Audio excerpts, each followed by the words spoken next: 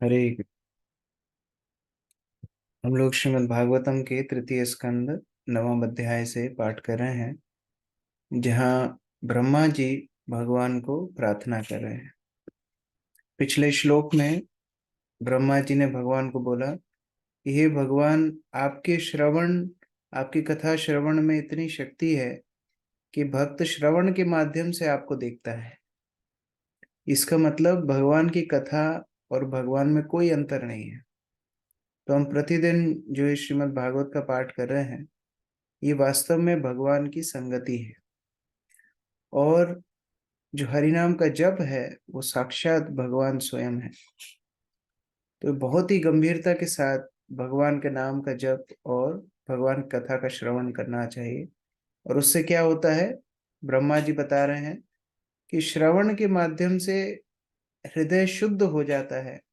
और फिर उस हृदय शुद्ध होने के कारण उस शुद्ध हृदय में आप अपने भक्त के हृदय में बैठ जाते हैं। तो भगवान स्वयं अपने भक्त के हृदय में अवस्थान करते हैं और भक्त के साथ आदान प्रदान करते हैं। तो इसीलिए ये जो श्रवण और कीर्तन है बहुत महत्वपूर्ण है। नियमित रूप से श्रवण कीर्तन करने से हृदय की शुद्धि होती है और हम भगवान को स्वागत करते हैं कि आप हमारे हृदय में वास कीजिए। आगे श्लोक संख्या 12 से पाठ कर रहे हैं। नाति प्रसीदति तथोपचितोपचारये आराधिता सुरगणैर्हृदि बद्ध कामयि यत्सर्वभूतदयया सद अल्पयायको नाना जनेषु अवहिता सुहृद अंतरात्मा। रेखा माता जी पढ़िए। हरे कृष्ण। हे प्रभु, आप उन देवताओं की पूजा से बहुत अधिक तुष्ट नहीं होते जो आपकी पूजा अत्यंत ठाट बाट से तथा विविध सामग्री के साथ करते तो हैं, किंतु भौतिक लालसाओं से पूर्ण होते हैं। आप हर एक के हृदय में परमात्मा के रूप में अपनी अहेतु की कृपा दर्शाने के लिए स्थित रहते हैं। आप नित्य शुभ चिंतक हैं, किंतु आप अभक्तों के लिए अनुपलब्ध हैं। हरे कृष्ण। तो जिनके अंदर भौतिक इच्छाएं हैं, वो कितना ही विविध रूप से पूजा पाठ के आयोजन करें, भगवान उनसे संतुष्ट नहीं होते।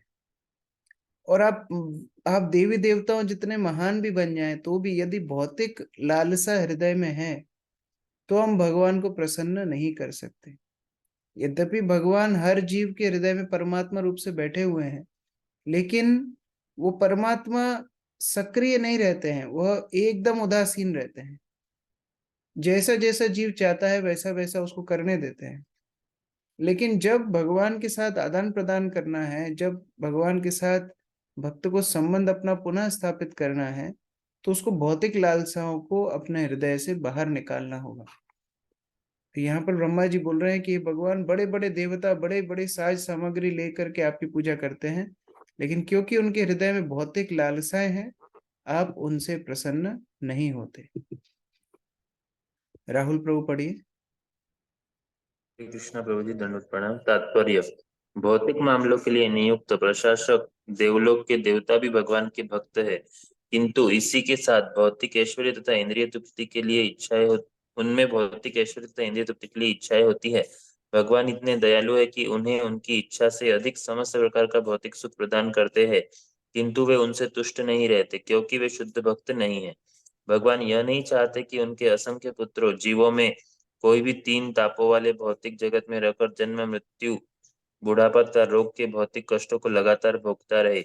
स्वर्गलोक के देवता तथा इस लोक के अनेक भक्त भी भौतिक जगत में भगवत भक्त बने रहकर भौतिक सुख का लाभ उठाना चाहते हैं।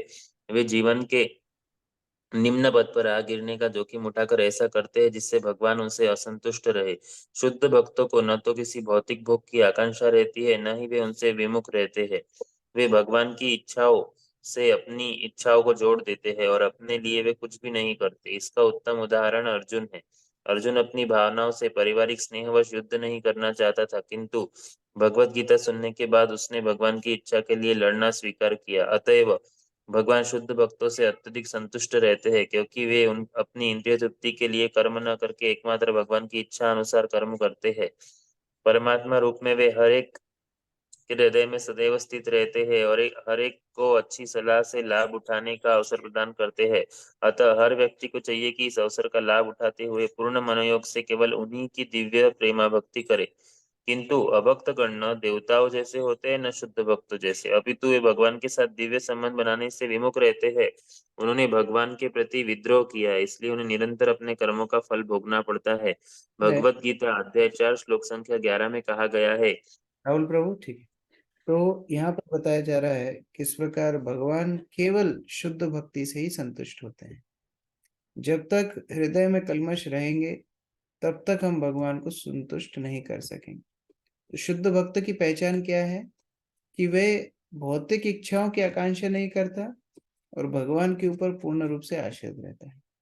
कोई बोल सकता है कि नहीं, हमको कुछ चाहिए ही नहीं तो हम भगवान के पास क्यों जाएं। तो भगवान कोई दुकान नहीं है, सुपरमार्केट नहीं है कि वहां कुछ चाहिए होगा तभी जाएंगे। तो भक्त के अंदर दोनों लक्षण, उसको कुछ चाहिए भी नहीं लेकिन वो भगवान की सेवा भी नहीं छोड़ेगा। भगवान का पूर्ण रूप से शरणागत भक्त भगवान की सेवा हर परिस्थिति में करता है और इसीलिए भगवान उनको पूर्ण रूप से अपने आप को दे देते हैं। जो भौतिक स्वार्थवश भगवान के पास जाते हैं या भगवान के पास नहीं जाते हैं, उनका तिरस्कार करते हैं, फिर भगवान उन्हीं के साथ वैसे ही आदान प्रदान करते हैं। भगवत गीता में संस्तुति की गई है। संजय प्रभु पढ़िए आगे। हरे कृष्ण प्रभु जी, दंडवत प्रणाम। श्रीमद् भगवद गीता चौथे अध्याय के 11वें श्लोक में कहा गया है, ये अथा माम प्रपद्यन्ते तांस्थैव भजाम्यहम्। यद्यपि श्री भगवान हर जीव पर समान रूप से कृपालु हैं, किंतु जीव अपनी ओर से श्री भगवान को कम या ज्यादा प्रसन्न कर सकते हैं। देवता सकाम भक्त कहलाते हैं, अर्थात वे भक्त जिनके मनों में भौतिक इच्छाएं होती हैं, किंतु शुद्ध भक्त निष्काम भक्त कहलाते हैं, क्योंकि उनकी अपने निजी स्वार्थ के लिए इच्छाएं नहीं होती। सकाम भक्त स्वहितार्थी होते हैं, क्योंकि वे अन्यों के विषय में नहीं सोचते, अतएव वे श्री भगवान को पूरी तरह से तुष्ट नहीं कर पाते। जबकि शुद्ध भक्तजन अभक्तों को भक्तों में बदलने के धर्म प्रचार का उत्तरदायित्व निभाते हैं। अतः वे श्री भगवान को देवताओं की अपेक्षा अधिक तुष्ट कर पाते हैं। श्री भगवान अभक्तों की ओर ध्यान भी नहीं देते, यद्यपि वे हर एक के हृदय के भीतर शुभेच्छु तथा परमात्मा के रूप में स्थित रहते हैं, किंतु वे उन्हें भी अपने ऐसे शुद्ध भक्तों के माध्यम से अपनी कृपा प्राप्त करने का अवसर प्रदान करते हैं, जो धर्म प्रचार कार्यों में लगे हुए हैं।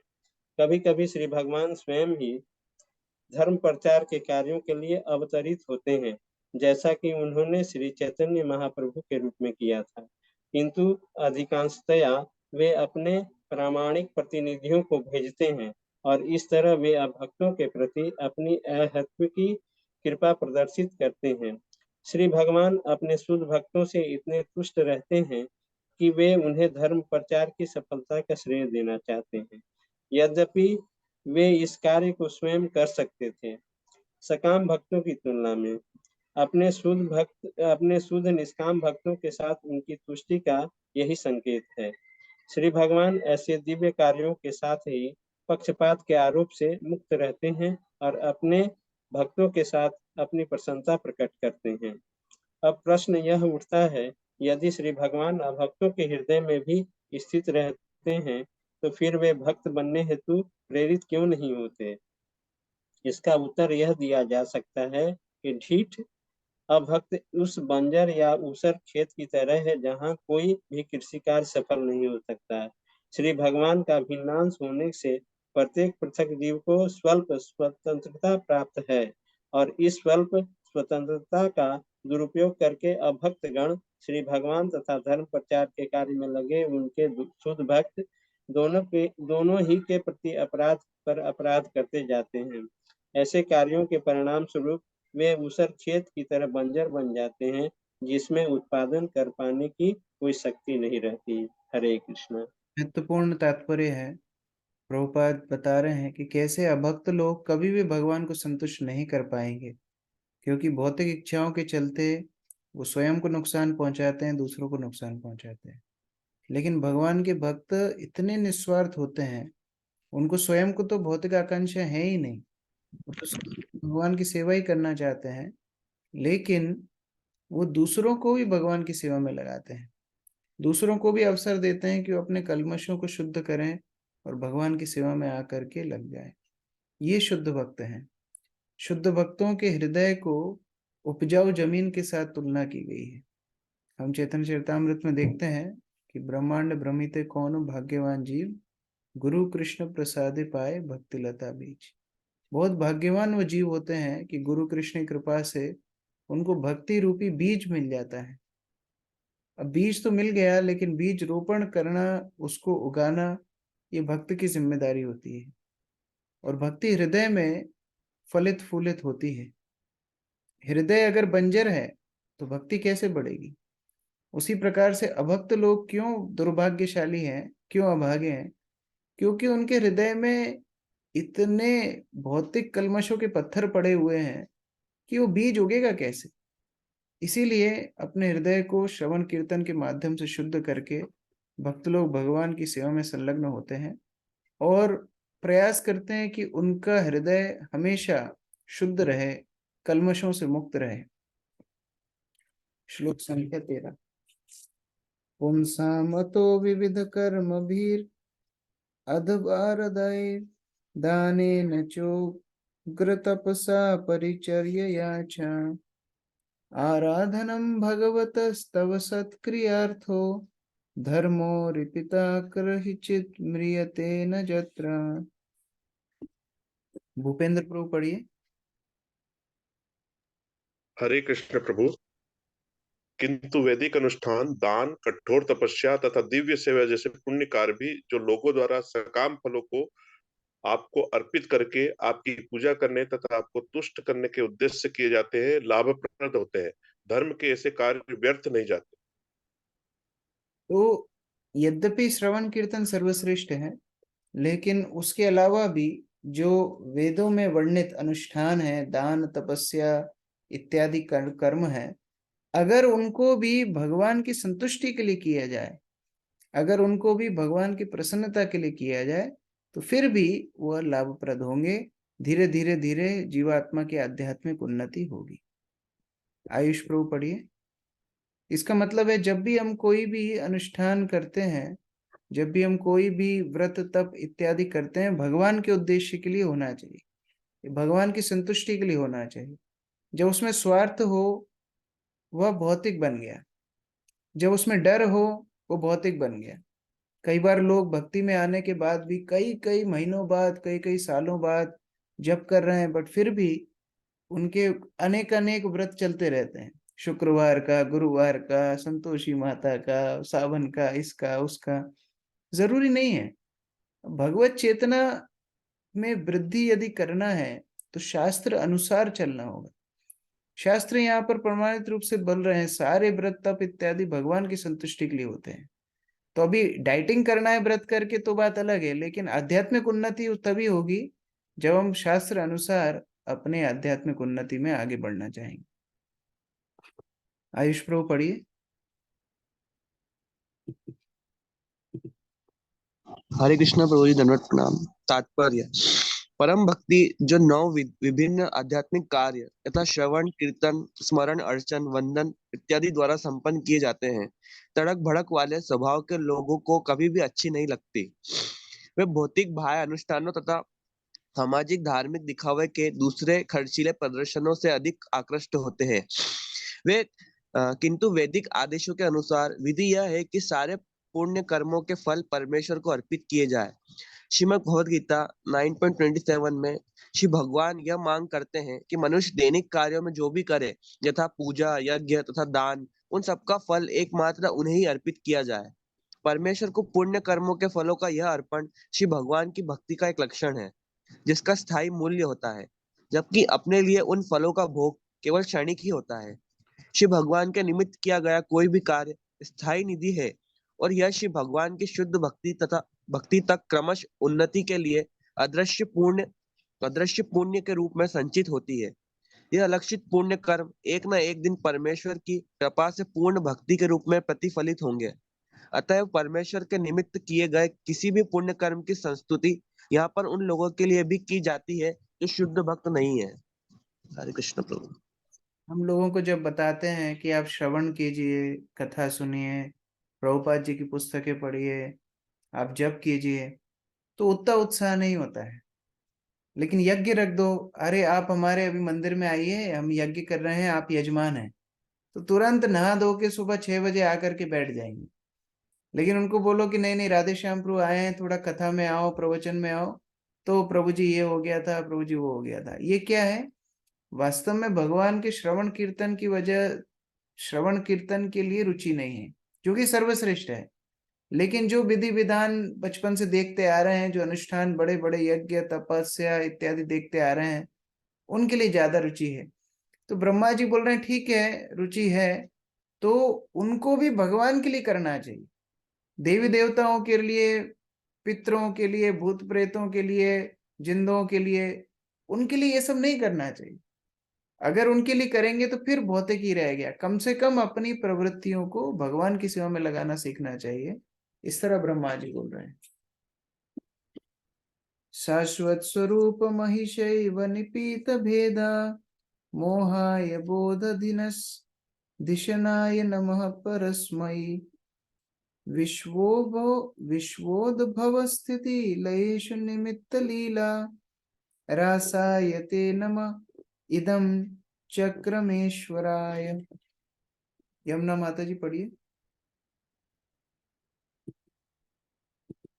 हरे कृष्ण प्रभु जी, दंडवत प्रणाम।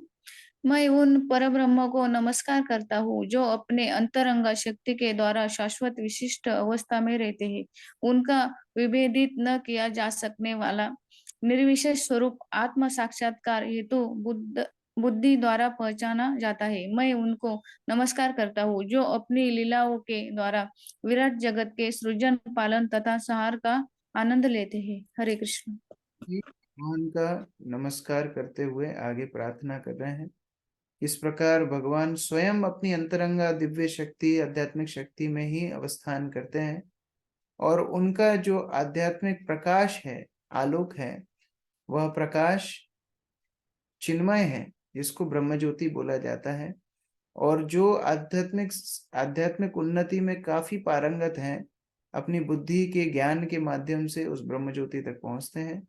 और भगवान स्वयं अपने विस्तार के रूप से सृष्टि का सृजन, पालन, संहार करते हैं।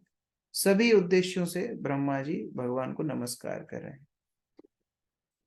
तात्पर्य दिग्विजय प्रभु पढ़िए। कृष्ण प्रभु जी। परमेश्वर अपनी अंतरंगा शक्ति द्वारा जीवों से सदैव विभेदित होते हैं, यद्यपि वे स्वरूप सिद्ध बुद्धि के द्वारा अपने निर्विशेष रूप में भी समझे जाते हैं। अतएव भगवत भक्त भगवान के निर्विशेष रूप को सादर नमस्कार करते हैं। यहाँ पर रास शब्द महत्वपूर्ण है।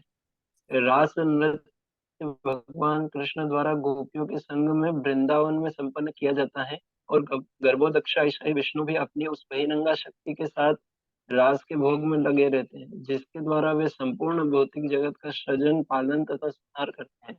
अप्रत्यक्ष रूप से ब्रह्मा जी उन भगवान श्री कृष्ण को सादर नमस्कार करते हैं जो सदैव गोपियों के साथ रास भोग में लगे रहते हैं, जिसकी पुष्टि गोपाल तापनी उपनिषद में निम्नलिखित शब्दों द्वारा हुई है। परार्धान्ते स्वबुद्धये गोपवेशो मे पुरुषः पुरुषाद विभुर बभूव। भगवान तथा जीव के बीच का अंतर स्पष्ट रूप से तब अनुभव किया जाता है जब उनके अंतरंगा शक्ति को समझने के लिए पर्याप्त बुद्धि होती है, जो उस बहिरंगा शक्ति से भिन्न है, जिसके द्वारा वे भौतिक सृष्टि को संभव बनाते हैं। तो रास शब्द का अर्थ है जहाँ भगवान रस लें, जहाँ भगवान आनंद लें, उस शब्द को रास बोला जाता है। तो हम रासलीला एक ही लीला जानते हैं कि भगवान गोपियों के साथ नृत्य किए, वही रासलीला है। लेकिन यहाँ पर श्री सुखदेव गोस्वामी बता रहे हैं श्लोक की अंतिम लाइन में, रासाय ते नमः इदम चक्रमेश्वराय। रासाय, भगवान सृष्टि, सृजन, पालन करने में भी रस लेते हैं। तो भगवान की सभी लीलाएं रसपूर्ण है। और जो भी वस्तु है उनके आनंद के लिए है, वह वास्तविक रास नृत्य है। तो जब हम अपने जीवन को ये समझते हैं कि हर वस्तु भगवान के आनंद के लिए, मेरे आनंद के लिए नहीं है, वास्तव में वो रासलीला है। लोग रास का अर्थ अलग समझते हैं, लेकिन यहाँ प्रभुपाद जी बता रहे हैं रास शब्द है भगवान के आनंद के लिए। यस्यावतार गुण कर्म विडम्बनानि नामानि ये सुविगमे विश्व विवशा गृह्णन्ति तेनैक जन्म समलम सहसैव हित्वा संयन्त्या प्रवृत्तमृतं तम अजम प्रपद्ये। पायल माता जी पढ़िए। हरे कृष्णा प्रभु जी, मैं उनके चरण कमलों की शरण ग्रहण करता हूँ जिनके अवतार गुण तथा कर्म सांसारिक मामलों के रहस्यमय अनुकरण है। जो व्यक्ति इस जीवन को छोड़ते समय अनजाने में भी उनके दिव्य नाम का आह्वान करता है तो उसके जन्म जन्म के पाप तुरंत धुल जाते हैं और वह उन भगवान को निश्चित रूप से प्राप्त करता है। यद्यपि भगवान के अवतार, भगवान की लीला बाहर से भौतिक जैसी ही दिखती है कि हाँ देखो हमारे माता पिता हैं, भगवान के भी माता पिता हैं। हम बचपन में रोते थे, भगवान भी बचपन में रोते थे। हम शरारत करते थे तो हमारे माता पिता हमको दंड देते थे, भगवान के माता पिता भी उनको दंड देते थे। फिर बड़े हुए, शादी ब्याह हुआ, भगवान का भी शादी ब्याह हुआ। तो इस तरह हम हर वस्तु में अपने आप को भगवान से कंपेयर करते हैं और हम देखते हैं कि भगवान की लीला भी तो भौतिक जैसी ही प्राय दिख रही है, लेकिन वास्तव में वो भौतिक है नहीं। वो केवल और केवल अपनी लीलाओं का प्रकाश भौतिक संसार में हमारे उत्थान के लिए, हमारी उन्नति के लिए करते हैं। और जो इन लीलाओं को आध्यात्मिक जान करके भगवान के नाम का जप करते हैं, भगवान की लीलाओं का श्रवण करते हैं, अगर बिना बिना सोच कर भी करेंगे, अनजाने में भी करेंगे, तो भी समस्त पापों से, जन्म जन्म के समस्त पापों से पवित्र हो जाएंगे। इसका उदाहरण कौन है? अजामिल। बिना भाव से अनजाने में अपने पुत्र को बुलाने के लिए नारायण नाम लिया, लेकिन फिर भी वो भगवान की कृपा प्राप्त किए, यमदूतों से छुटकारा प्राप्त किए और विष्णु दूतों ने उनको पुनः एक और अवसर दिया भगवत भक्ति करने का। तो ये बड़ा भगवान के नाम की महिमा का यहाँ पर गुणगान ब्रह्मा जी कर रहे हैं। अनिकेत प्रभु पढ़िए। हरे कृष्ण प्रभु जी, दंडवत प्रणाम। तात्पर्य: भगवान के अवतारों के कार्यकलाप एक प्रकार से उन कार्यों के अनुकरण हैं जो भौतिक जगत में चलते रहते हैं। वे मंच पर अभिनेता के समान है। अभिनेता मंच पर राजा के कार्यकलापों की नकल उतारता है, यद्यपि वह सचमुच में राजा नहीं होता। इसी तरह जब भगवान अवतरित होते हैं तो वे ऐसी भूमिकाओं का अनुकरण करते हैं जिन्हें कुछ भी लेना देना नहीं है, जिनसे उन्हें कुछ भी लेना देना नहीं होता। भगवत गीता 4.14 में कहा गया है कि भगवान को उन कार्यों से कुछ भी लेना देना नहीं होता जिनमें वे लगे हुए प्रतीत होते हैं। न माम कर्मणि लिम्पन्ति न मे कर्म फले स्पृहा। भगवान सर्वशक्तिमान है, वे अपनी इच्छा मात्र से कोई भी कार्य अथवा प्रत्येक कार्य कर सकते हैं। जब वे कृष्ण के रूप में अवतरित हुए तो उन्होंने यशोदा तथा नंद के पुत्र रूप में भूमिका निभाई और उन्होंने गोवर्धन पर्वत उठाया। यद्यपि पर्वत उठाना उनका काम नहीं है, वे अपनी इच्छा मात्र से लाखों गोवर्धन पर्वतों को उठा सकते हैं। उन्हें अपने हाथ से उसे उठाने की आवश्यकता नहीं है, किंतु वे इसे उठाकर सामान्य जीव का अनुकरण करते हैं और साथ ही वे अपनी आधी दैविक शक्ति को दिखाते हैं। इस तरह उनको गोवर्धनधारी नाम से भी पुकारा जाता है। अतः उनके अवतार रूप के कार्य और भक्तों के प्रति पक्षपात अनुकरण मात्र है, जिस तरह की मंच के दक्ष अभिनेता का वेश होता है, किंतु उस रूप में सारे कार्य सर्वशक्तिमान के होते हैं और पूर्ण पुरुषोत्तम भगवान के अवतारों के ऐसे कार्यों का स्मरण उतना ही शक्तिशाली होता है जितना कि साक्षात उनका। अजामिल ने अपने पुत्र नारायण के नाम को पुकार करके भगवान नारायण के पवित्र नाम का स्मरण मात्र किया था और इससे उसे जीवन की सर्वोच्च सिद्धि प्राप्त करने का पूरा पूरा अवसर प्राप्त हो गया। हरे कृष्ण। भगवान गीता में बोलते हैं स्वयं वहामि हम, मैं स्वयं भक्तों के पालन, उनकी सुरक्षा के लिए स्वयं वहामि, मतलब मैं स्वयं ढो करके लेके जाता हूँ। जो उनको कम है, वो जो उनको सुरक्षा देना है वो। तो क्यों ऐसा स्वयं करते हैं? क्योंकि जिससे भक्तों के हृदय में जो उनके लिए भाव है उसको और भगवान प्रगाढ़ करे। हम स्वयं भी अपने व्यवहारिक जीवन में देखते हैं कि अगर हम किसी के घर में जाएं, वो स्वयं हमारे लिए रसोई करके स्वयं अपने हाथ से परोस करके खिलाए, वो एक बात है। और दूसरा, उनके घर में जो नौकर चाकर है उनके साथ वो खाना पीना भेज दे, उनके हाथों से बना कर खिलाए, वो बात अलग है। उसी प्रकार भगवान स्वयं ही लीलाएं करते हैं अपने भक्तों के और ज्यादा भाव की वृद्धि करने के लिए, और अपनी अंतरंगा शक्ति के माध्यम से भगवान ऐसे पारस्परिक भक्तों के साथ संबंध में बहुत ज्यादा रुचि लेते हैं। तो इस प्रकार बहुत ही सुंदर प्रार्थना है। मैं अनुरोध करूंगा ये अध्याय को समाप्त करने के बाद एक और बार आप लोग पुनः घर में पढ़िए। ये अध्याय में बहुत विशेष निर्देश ब्रह्मा जी दे रहे हैं हमारे भक्ति जीवन के लिए। हमारी परंपरा के आचार्य हैं, ब्रह्मा जी से हमारी ब्रह्म मध्व गौड़ी संप्रदाय शुरू होती है। तो ये आचार्य के वाक्य हैं कि इस प्रकार भगवान के प्रति, भक्ति के प्रति, हरिनाम के प्रति, श्रवण के प्रति हमारी भावना ठीक ठीक होना चाहिए। तो ये अध्याय हमारे लिए बहुत उपयोगी है। हरे कृष्ण। ग्रंथराज श्रीमद् भागवतम की जय। श्रील प्रभुपाद की जय। किसी का कोई प्रश्न है?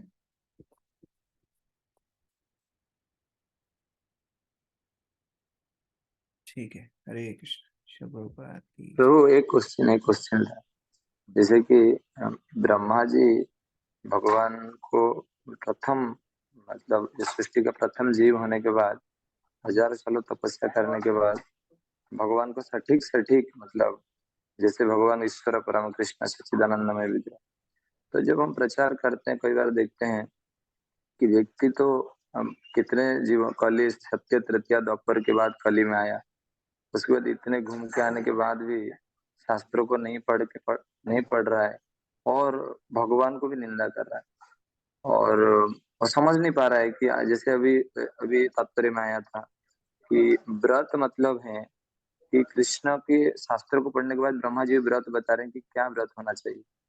तो ये सारे चीज को किससे समझाया जाए, क्योंकि मतलब कभी कभी गुस्सा भी हो जाते हैं कुछ लोग, तो कैसे क्या इसको समझाया जाए? देखिए, इसलिए आत्मा जो है वो शुद्ध आत्मा है। जो पवित्र आत्मा है वही ब्रह्मा के स्थान तक पहुंचती है। और बाकी जो जीव हैं जिनकी जड़मति है, भौतिक इंद्रिय तृप्ति की आकांक्षा है, तमोगुण रजोगुण का प्रभाव है, फिर वो अनेक अनेक जन्मों में भटकते रहते हैं। तो जैसे भगवान गीता में बोलते हैं, ये यथा माम प्रपद्यन्ते, जैसा आप भगवान के प्रति भाव रखोगे भगवान भी वैसी मदद करेंगे। ब्रह्मा भौतिक आकांक्षाएं नहीं रख रहे थे, हमने पढ़ा शुरुआत में। जैसे ही वो प्रकट हुए उनके अंदर भावना क्या थी, मेरा स्तोत्र क्या है, मैं कहाँ से आया हूँ, मेरा प्रयोजन क्या है। तो ये आध्यात्मिक जिज्ञासा, अथा तो ब्रह्म जिज्ञासा। तो भगवान ने उस प्रकार से उनकी मदद की, उनको तपस्या करने की प्रेरणा दी, तपस्या करके भगवत ज्ञान जगाया, और इस तरह प्रार्थना कर रहे हैं।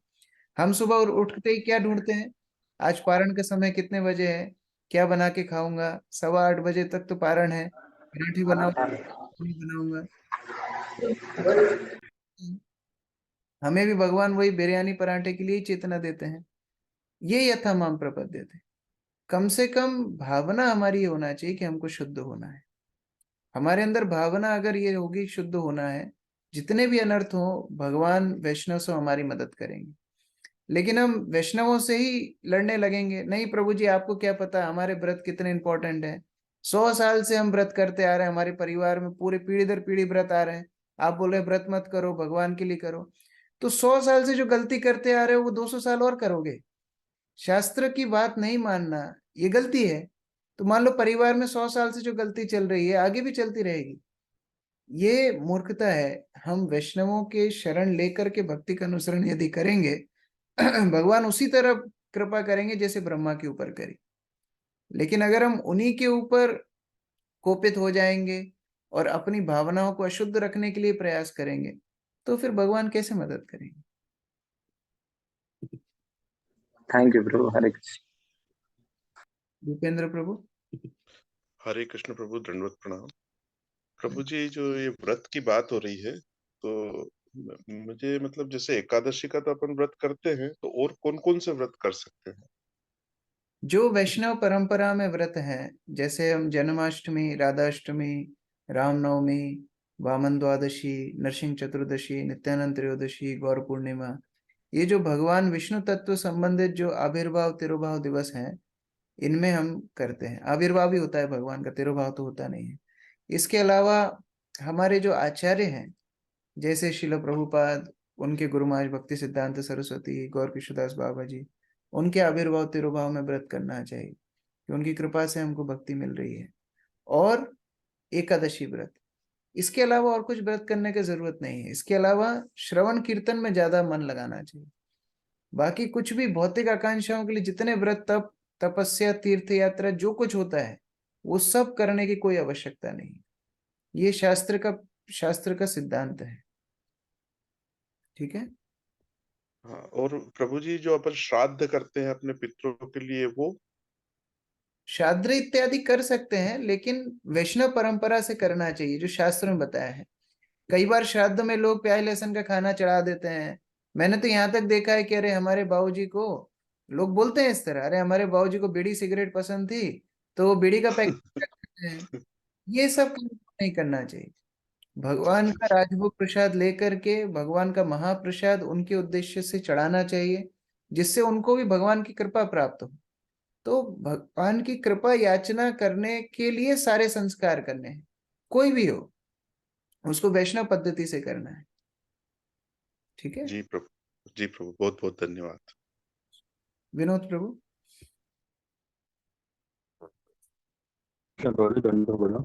प्रभु जी, ये फल और भगवान की कृपा में क्या अंतर है? दोबारा बोलिए, आपकी आवाज कट रही है। विनोद प्रभु दोबारा बोलिए। हाँ, कर्म फल और भगवान की कृपा में क्या अंतर है? कर्मकांड। कर्म फल और भगवान की कृपा में क्या अंतर? किसी को समझ में आ रहा है? कोई रिपीट कर सकते? कर्म फल और भगवान की कृपा में क्या अंतर? कर्म कृपा में क्या अंतर है? तो ये कैसे प्राप्त होती है कृपा और कर्म फल? जो जमीन और आसमान में अंतर है, वही कर्म फल और भगवान की कृपा में अंतर है। जैसे सरकार से ही जेल में पनिशमेंट मिलती है। मान लो किसी के ऊपर मर्डर का केस है, किसी के ऊपर चोरी का केस है, तो सरकार से ही तो मिलता है ना, उसको क्या दंड मिलना चाहिए, तो सरकार ही देती है। लेकिन सरकार पद्मश्री, पद्म विभूषण इत्यादि अवार्ड भी देती है राष्ट्रपति के हाथ से। दोनों ही सरकार से आते हैं, लेकिन दोनों में जमीन आसमान का अंतर है। तो जो विद्वेषी जीव हैं, भगवान की शरण नहीं लेते हैं, अपने कर्मों में लिप्त रहते हैं, उनको माया द्वारा भगवान कर्म फल देते हैं, जिससे वो भौतिक संसार में जो अच्छे कर्म करें उनके लिए पुण्य, बुरे कर्म करें उनके लिए पाप। लेकिन उन पुण्य और पाप के चलते भौतिक संसार में ही वो रहते हैं, माया द्वारा भगवान उनको कर्म फल देते हैं। लेकिन जो भक्ति में अग्रसर होते हैं, श्रवण कीर्तन इत्यादि करते हैं, भगवान उनको अपनी कृपा देते हैं। कृपा का अर्थ है उनकी भौतिक आसक्तियां खत्म करके उनको आध्यात्मिक रूप से उन्नत बनाते हैं। तो ये दोनों में अंतर है। जितना अंतर एक क्रिमिनल को पनिशमेंट में और एक अच्छे सिटीजन को अवार्ड में होता है, उतना ही अंतर भगवान की कृपा और कर्म फल में होता है। ठीक है। मधु माता जी। हरे कृष्ण प्रभु जी, भौतिक इच्छाओं के प्रति ही मैं बोल रही हूँ। जैसे प्राण का समय बताया है और पुरुषोत्तम मास की वजह से हम लोगों ने प्रण किया कि भाई 12 बजे तक आन नहीं लेना, तो फिर द्वादशी में प्राण कैसे कर सकते हैं? तो वो सोचना है कि ये 12 बजे तक जो मैं अन्न नहीं ले रही हूँ वो किसके लिए ले रही हूँ। पुरुषोत्तम मास में मुझे बहुत सारे पुण्य मिलेंगे, घर में बहुत सारा धन आएगा, मैं निरोगी रहूंगी, मेरे बच्चे बच्चे सब अच्छे रहेंगे, इसके लिए कर रही हूँ कि मैं भगवान के लिए कर रही हूँ। भगवान के लिए ही। मैं जो 1 घंटा बचाऊंगी खाने पीने का, उसमें 1 घंटा और ज्यादा भागवत पढ़ूंगी, 1 घंटा और आपके हरिनाम का जप करूंगी। वो भी होना चाहिए। ऐसा भी नहीं होना चाहिए व्रत करके अभी सुबह सोए शाम को उठे, क्योंकि शक्ति ही नहीं है। नहीं प्रभु जी, आज तो संकीर्तन का प्रसाद है हमारे घर में। मैं तो सुबह वैसे ही जल्दी उठती हूँ, 4 बजे से पहले पहले ही। आपके लिए नहीं बोल रहा हूँ, मेरे लिए बोल रहा हूँ, आपके लिए बोल रहा हूँ। नहीं, सबके लिए। उस तरह हमारे व्रत तप इत्यादि जो भी करें, उससे हमारे श्रवण कीर्तन की वृद्धि होनी चाहिए। कई बार हम जन्माष्टमी पे देखते हैं नए नए भक्त जो होते हैं काफी उत्साही होते हैं, अरे प्रभु जी मैं पूरा व्रत करूंगा, निर्जल करूंगा, निराहार करूंगा। और फिर वो एक कोने में बैठ जाते हैं, उनसे कुछ सेवा करने की भी नहीं बनती है, श्रवण करने की भी नहीं बनती है। डेली में 16 माला करते हैं, जन्माष्टमी के दिन 16 माला भी नहीं कर पाते हैं। ऐसा नहीं होना चाहिए। जितना भी हमारे भक्त है सब भगवत श्रवण कीर्तन में हमारे अनुराग को बढ़ाना चाहिए। मेरे कहने का मतलब ये है कि प्राण नहीं करें तो वो चलेगा ना भाई। हाँ, जितना प्रभुपाद ने दिया है उतना करना काफी है, बाकी फिर किया नहीं किया वो ऑप्शनल। अच्छा ठीक है। मुझे कहते हैं ना कि व्रत नहीं पूरा होता, एकादशी का अगर प्राण नहीं करो तो, इस वजह से पूछा। एकादशी का पारण तो करना चाहिए, अभी 1 घंटा है, लेकिन मेरा कहने का अभिप्राय था कि अन्न तो नहीं ले सकते ना। चेतना नहीं होनी चाहिए, जो है वो प्रसाद लेके आप पारण कर सके। अच्छा अच्छा ठीक है। ठीक है प्रभु जी, वो तो फिर जैसे चलता है। माता जी, हरे लास्ट क्वेश्चन। हरे कृष्णा। यस माता जी। हरे कृष्ण प्रभु जी, दंडवत प्रणाम। प्रभु जी, मेरा एक्चुअली आज की ये रीडिंग सेशन से नहीं है, हम लोग जो रेगुलर बुक रीडिंग कर रहे हैं उसमें से है। क्वेश्चन पूछ सकती हूँ? यस माता जी। प्रभुपाद बुक में लिख रहे हैं कि जैसे जन्म से जो शिशु है वो शूद्र होता है, जो जीव है वो शूद्र होता है, और ग्रेजुअली जो है संस्कारों के द्वारा वो एक ब्राह्मण बनता है और फिर वैष्णव बनता है। सो मेरा वहाँ माता जी का क्वेश्चन था एक कि जैसे कि शास्त्रों में लिखा है कि मुझे पूरा श्लोक याद नहीं है, समथिंग इति जानाति ब्राह्मण, मुझे पूरा श्लोक याद नहीं है, अगर आप इस चीज को कनेक्ट कर पा रहे हैं तो। सो वो क्वेश्चन ये था कि अगर वो जो वेदों का ज्ञाता है वो ब्राह्मण है, तो वैष्णव और ब्राह्मण में क्या अंतर है? वैष्णव ब्राह्मण में ये अंतर है कि ब्रह्म जानाति इति ब्राह्मण, ब्राह्मण वेदों को ब्रह्म को जानता है, भगवान जो कहते हैं उस बात को वो जानता है। लेकिन वैष्णव जानता है और मानता है, वैष्णव मानता भी है। ब्राह्मण कई बार अपने ज्ञान के अभाव, अपने ज्ञान के अहंकार में पूर्ण समर्पण नहीं कर पाते। सत्वगुण का ये लक्षण है कि सत्वगुण में ज्ञान का थोड़ा सा अहंकार हो जाता है, तो इसीलिए ज्ञान के चलते समर्पण तो करता है, बात भी मानता है थोड़ी बहुत, शास्त्र के अनुरूप कर्मकांड इत्यादि करता है, लेकिन पूर्ण पूर्ण समर्पण नहीं हो पाता। जैसे सार्वभौम भट्टाचार्य सारे शास्त्र जानते थे, भागवत भी जानते थे, लेकिन पूर्ण समर्पण नहीं कर पाए। जब चैतन्य महाप्रभु ने उनको अहंकार का दमन किया, तब वो पूर्ण समर्पण। और उसका उसका प्रमाण क्या है? जब महाप्रभु जगन्नाथ का महाप्रसाद लेके आए, सुबह सुबह छोटे सार्वभौम भट्टाचार्य ने कुछ नित्य क्रिया इत्यादि किया नहीं। महाप्रभु बोलते जगन्नाथ का प्रसाद लो। सार्वभौम भट्टाचार्य बोलते मैं नहाया नहीं, मैंने मुख कुल्ला किया नहीं, मैंने कुछ नित्य क्रिया किया नहीं। महाप्रभु बोलते जगन्नाथ के प्रसाद खाने में कोई नियम का जरूरत नहीं। उस समय सार्वभौम भट्टाचार्य बोले फिर मुझे पाप लगेगा, कर्म बीज होगा, अप्रारब्ध फलोन्मुख, क्या क्या होगा। महाप्रभु बोले सब मुझे दे दो, तुम्हारा पाप पुण्य सब मुझे दे दो, केवल भक्ति। उस समय सार्वभौम भट्टाचार्य उस ज्ञानी स्तर से भक्त स्तर पे गए, ब्राह्मण स्तर से वैष्णव स्तर पे गए। तो ये थोड़ा सा अंतर है। ब्राह्मण के अंदर फिर भी कर्मकांड की प्रवृत्ति होती है, लेकिन जब उसको भी शोधन करके पूर्ण रूप से श्रवण कीर्तन में निमग्न होता है, वैष्णव कहलाता है। जी प्रभु जी, थैंक यू सो मच प्रभु। किरण माता जी, लास्ट क्वेश्चन। हरे कृष्णा प्रभु जी, मैं पूछ रही थी जिसने मतलब पूरा अधिक मास रहा है, वो आज व्रत कैसे खोलेगा जिसे इसमें रहा? क्या व्रत किया था आप लोगों ने? इसने पूरे महीने अधिक मास का व्रत रहा है, ये रहती है हमेशा ही। तो फलार किया था? हाँ ठीक है, आज आज मंदिर में आ जाना, आपको महाप्रसाद खिलाएंगे। राधा मदन मोहन का महाप्रसाद खा के आप व्रत खोलना। जी प्रभु जी। हरे कृष्ण। श्रील प्रभुपाद की जय, समवेत भक्त वृंद की जय।